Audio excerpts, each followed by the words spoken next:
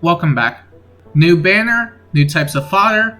We're going to be doing what we've been doing for probably a good few videos at this point. I think it started around the Brave banner that we got last month, but I figured it would be worth keeping up that consistency, going over the new skills, as well as just the overall best candidates or general candidates for whatever unit you really want to put it on. Pretty simple, nothing too complicated. A couple of these skills are variants of things we've already had in the past, so a lot of it may already feel familiar, but even with that being the case, I figured it would still be worth going over just some stuff in case you wanted to fodder off specific skills to specific units. I'm here to at least give some guidance in that regard. So yeah, nothing really much else to say on that front. We may as well just get started with Halloween Female Corin, who has a lot of new stuff. Well, not a lot of new stuff, but she has Attack Speed Finish 4, which is brand new, Dragon's Wrath 4, which we got on the previous seasonal banner, and Joint Drive Attack. I believe this makes it the first unit with 3 inheritable 300 SP skills, or tier 4 skills, which is kinda nuts. But regardless, the only really new skill here is Attack Speed Finish, which grants 7 attack and speed if within 3 spaces of an ally, and if a special triggers, you get 5 true damage, and then you get 7 healing, which is pretty good, all things considered, if you're looking just for sustainability stuff. I will also be going over Dragon's Wrath 4 a bit, because it is still relatively new, even though we had it in the past, and I still went over it. I figured just giving it another quick glance would be fine, but let's start with Attack Speed Finish. Attack Speed Finish, obviously you want this on like the faster units, the units that can use the speed. So units such as Yenfei, any of the fast distant counter units would absolutely appreciate this skill, since you not only get healing, but you get a good amount of stats, and you get true damage. So you can even give this to Brave Dimitri if you want to speed stack him. You give it to, again, just any sort of unit with distant counter is a really good option as long as their speed isn't like completely terrible. In that case, you could just use it there. You could also give it to any sort of speedy bulwark user. So if you want to use a melee specialist, for example, you could give them a finish and then a bulwark, so they're consistently healing up after each combat, or even during each combat, unless there's Fatal Smoke, but Fatal Smoke really isn't that common. But nevertheless, this is just also for sustainability purposes. You could also use it to set up stuff like Speed Smoke 4 if you don't already have damage reduction properties around your weapon or in general. And you could also run the No Follow-Up Seal, which is brand new, by the way. It just came out today. And realistically, if you are looking to use this on any sort of like melee specialist, you can do that. So the third build is pretty much akin to the second build, but it's just more heavily focused on damage reduction properties rather than sustainability. You're effectively accomplishing the same thing, but rather than running something like Bulwark, which you can use way more effectively for melee specialist roles, especially if you aren't bringing a far save, then you could use Spurn instead, as that's going to be a lot more consistent out of the gate, especially since you can't get it removed and you have it immediately, and as long as you meet the speed check, you're perfectly fine. It's pretty good in that regard, but even then, you're pretty much doing the same thing. However, there are 2 units that absolutely stand out when it comes to the usage of this skill, and that is Ascended Celica and Hatari Carla. Ascended Celica always just wants attack and speed because her whole thing is just nuking, but she does have a miracle effect that allows her to just eat a hit if she is above 25% HP at the start of combat, and if you were to give her attack speed finish with the likes of Mystic Boost, then she will always be able to get back to the 25% HP threshold at the end of every combat, meaning that she can continually loop Miracle with no issue whatsoever, which is really strong. And then for Hatari Carla's case, she does get an instant special thanks to her Dry Blade Lance, and if you were to give her Godlike Reflexes, then she could always get healing from Attack Speed Finish, which is really convenient, and she could just act as a really suitable melee specialist in general because of this. And as far as other usages go, there's probably plenty out there, but these are definitely more of the notable options when it comes to just using Attack Speed Finish. Outside of that, you have the Dragon's Wrath 4 candidates, and I did go over this on the Flame Tribe banner video some time ago, but this is basically a general summary of just how you want to really go about it. You could use this on any sort of unit with one-shot potential, so if you were to use this on like a Duma or a Fa, and retaliate with a special, then they'll be hitting really hard in general. You could also use this on any sort of unit that can double, whether that's with natural speed or a guaranteed follow-up from their weapon, so that way they aren't as reliant on skills that would require them to use up their B slot or Sacred Seal for pretty much anything else that would give them the ability to double. But also, because it does work in the player phase now, you can actually just use this on any sort of player phase cavalry dragon, which is really, really convenient. You do lose out on any ability to run away afterward because they can't run trace with it. But if you are looking just to secure damage in general, then it's not even a bad approach, considering that you are just getting more damage out of it, which isn't the worst thing whatsoever. And outside of that, there's really not much else to say on the skill. Again, I do go a lot more in-depth on the Flame Tribe banner, but that's just more for individual units rather than just specific niches. So if you are looking to just put this on any sort of unit with one-shot potential, doubles, or just player phase units in general, that's going to be your best bet. Next we have Halloween Mailcorin, who comes with Dragon's Ire 4, which also has player phase applications now, but it's definitely going to be a lot more effective in the enemy phase because it has the defensive no follow-up properties where you can't get shut down by any sort of impact or wary effect unless the foe has no follow-up, in which case you can't double. But because it now has player phase applications, you can actually use this on quite a few more units. So if you wanted to put this on, again, any sort of player phase dragon, you can.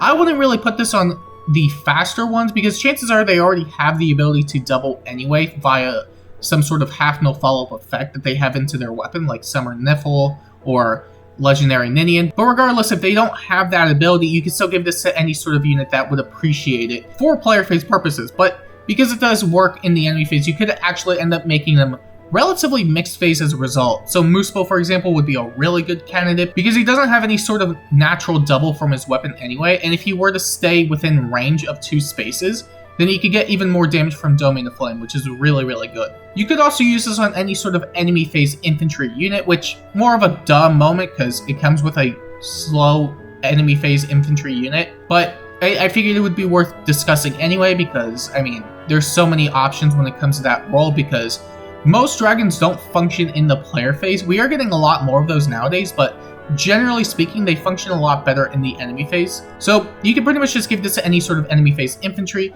I wouldn't really give it to the faster ones because they could just run no follow-up instead, which is still going to be a lot better. But if you don't have the speed for it, then you're definitely better off just running Dragon's Ire 4 because you still get the ability to double unless the foe has no follow-up. And outside of that, you could give this to enemy phase armors, which may seem like a bad idea on paper because you have fighter skills, which already do quite a lot and give an additional effect outside of the guaranteed follow-up, whether that's guard or penalty neutralization. It does have an extra effect attached to it, but the difference being is that if you were to put this on a slower armor and the foe has any sort of impact or wary effect, then they won't be able to double regardless, which does suck in that aspect. However, with Dragon's Ire 4, if they are up against a foe in the enemy phase that has an impact or any sort of wary effect, they can still double because Dragon's Ire does nullify that effect. And the only way they won't be able to double is unless the foe has no follow-up, which is really, really good in that regard.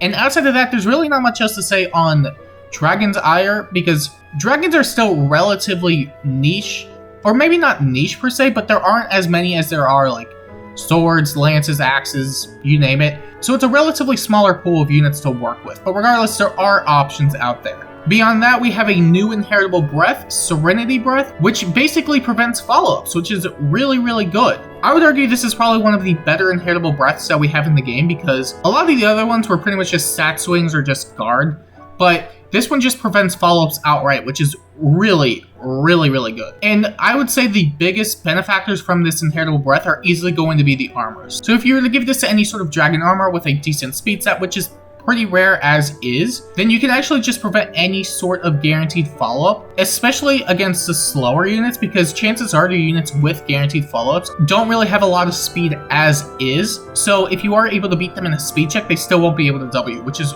really, really convenient. But if you want that added security of the foe not being able to double, you can pull a Halloween Duma and run Hardy Fighter with Serenity Breath. So with the follow-up prevention from the weapon and then Hardy Fighter granting defensive no follow-up, the only way they're going to be able to double the slow dragon armors is if they have no follow-up. Nothing else will allow them to double or take 2 hits unless they have triangle attack, but that's a whole different can of worms I'm not really going to get into. Point being is that it's basically just double proof unless they have no follow-up. And then outside of that, you could just give this to any sort of unit for mixed phase purposes, which may seem a bit weird until you also consider Dragon's Ire into the mix, because with it you can basically prevent any sort of follow-up attack and double it yourself. Again, as long as the foe doesn't have no follow-up. And this only really is going to work if you do have Dragon's Ire equipped, which you can get now because they're in the same manner, but outside of that, I really do think the best candidates are really going to be the armors, and I really don't see any other reason to use it on any other unit, but it's still something you can do. And then finally, we have Distant Ferocity, which is basically the Distant Dart variant for attack. And given that we did have Distant Dart in the past, this is basically going to function the same, where you only get the attack in the enemy phase, but there isn't any chip damage attached to it, which is so much better than Distant Storm if you are only focusing on enemy phase purposes. And for particular units like Vantage Sweepers or Far Save units, this is going to be a godsend. So going right into that, actually, the Vantage Sweepers absolutely benefit the most from it, as they can still maintain a relatively okay amount of bulk if they need to take a hit if they don't kill. And usually the Vantage Sweepers are going to be doing really well as is, because they do have the 2 attacks going for them. You can still give this to any sort of unit with one-shot potential, but I'm definitely way more confident in units that are able to attack twice in the enemy phase. So units like Shez, for example, probably benefit the most from it, because he does have HP conditions attached to Crimson Blades. And if he can maintain those HP conditions, at least fall back on it, then it's going to be a lot more convenient than just running Distant Storm and hoping that he could survive a hit if he needs to take it through godlike reflexes. And then similarly, you could still give this to any sort of unit with one-shot potential. If they are already focusing on enemy phase purposes, then Distant Ferocity is going to be just a lot better for them, because they don't have to chip away at their health. And even if they do miss the kill, at the very least they could potentially survive, as they aren't chipping away at their health to the point where it's just unredeemable. Outside of that, you could give this to any sort of far save unit, as you're basically just getting more and more attack out of it. You could always just continue to run stuff like Distant Defense 4, Distant Stance, you name it.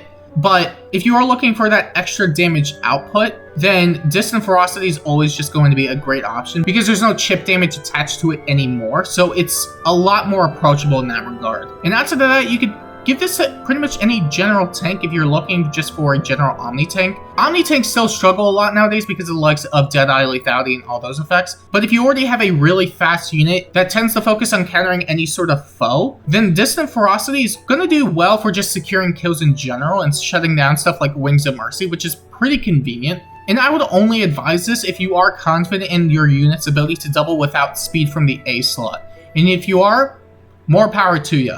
And outside of that, that was pretty much it when it came to the new skills on the Halloween banner. Like I said, for the most part, they're pretty much straightforward. As such, there really wasn't much to discuss on that front, but there's still plenty of general applications that you can use. And if you do plan to summon on this banner for the fodder, just let me know what you plan to fodder them for, because I am curious. And if you want to see more videos like this, make sure to like and subscribe. And until next time, I'll see you later.